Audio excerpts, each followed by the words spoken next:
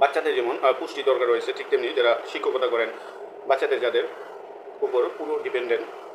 সরকারি প্রাথমিক বিদ্যালয় ফিডিং কর্মসূচি শীর্ষক প্রকল্প কার্যক্রম অবহিতকরণ সংক্রান্ত একটা প্রজ্ঞাপন, যেখানে বলা হয় উপযুক্ত বিষয়ে জানানো যাচ্ছে যে প্রাথমিক ও গণশিক্ষা মন্ত্রণালয়ের উদ্যোগে প্রাথমিক শিক্ষা অধিদপ্তর কর্তৃক দেশের 8টি বিভাগের 62টি জেলায় নির্বাচিত 150টি উপজেলার সকল সরকারি প্রাথমিক বিদ্যালয়ের সকল শিক্ষার্থীর জন্য সরকারি প্রাথমিক বিদ্যালয়ে ফিডিং কর্মসূচি শীর্ষক প্রকল্প বাস্তবায়ন করা হচ্ছে। এই কর্মসূচির অন্যতম লক্ষ্য বিদ্যালয়ে চলাকালীন প্রতিদিন শিক্ষার্থীদের মাঝে পুষ্টি সমৃদ্ধ ফোর্টিফাইড বিস্কুট, ইউএসটি মিল্ক, বনরুটি, সিদ্ধ ডিম ও কলা, স্থানীয় মৌসুমি ফল ইত্যাদি বিতরণ করা। যেমন বিভিন্ন দিনে বিভিন্ন আইটেম এখানে উল্লেখ করে দেওয়া আছে, যে সেক্ষেত্রে এখানে বাচ্চাদের জন্য এটা খুবই ভালো একটা উদ্যোগ।